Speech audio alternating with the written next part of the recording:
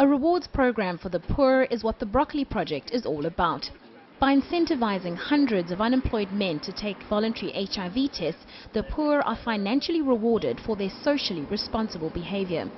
Inspired by C.K. Parhalad's book, Fortune at the Bottom of the Pyramid, Mark Anthony Zimmerman, founder of the Broccoli Project, concluded that the 4 billion people who lived on less than $2 a day should be encouraged to better their circumstances by incentivizing positive social behavior. People like us who are, we'll call them on the top of the pyramid, we probably part of some kind of rewards program, and we're getting rewarded for doing things that we do anyway.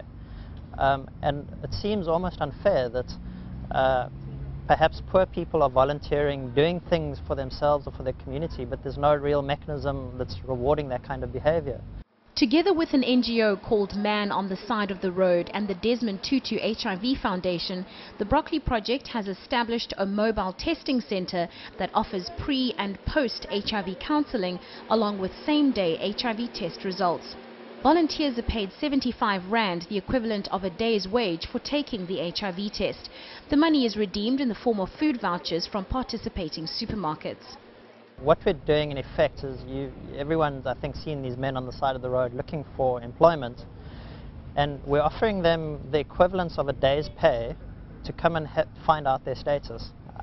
This is done very carefully according to protocol with post and pre-counseling done.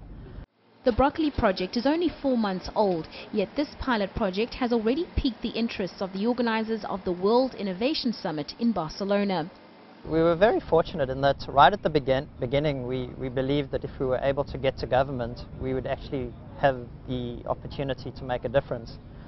And through an introduction from Andrea Bomet at Hasaplatna Foundation or Hasaplatna Ventures, she nominated the Broccoli Project as a potential candidate for the World Innovation Summit to represent Cape Town, the city of Cape Town.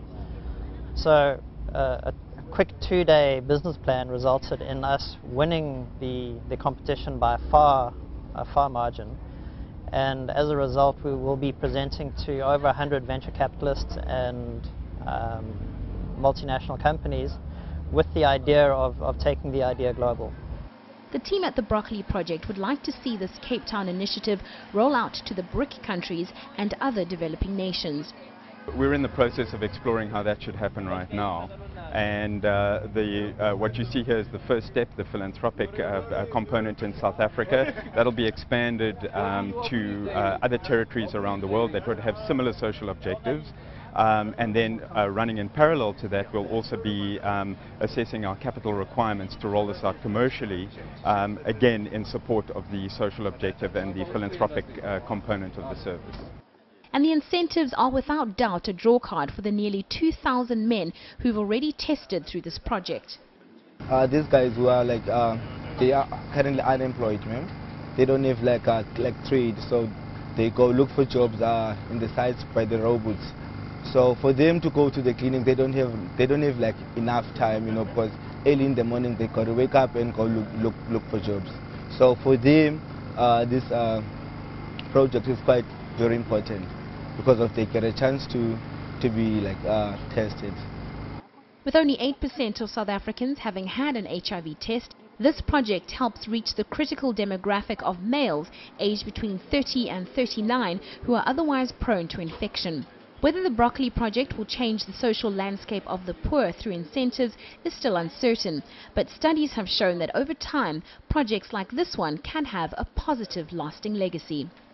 Projects similar to this, such as the conditional cash transfers in Brazil, are estimated to have reduced poverty by about 30% over an 8-year period, which I believe gives me hope that something like this could have a massive impact on developing countries.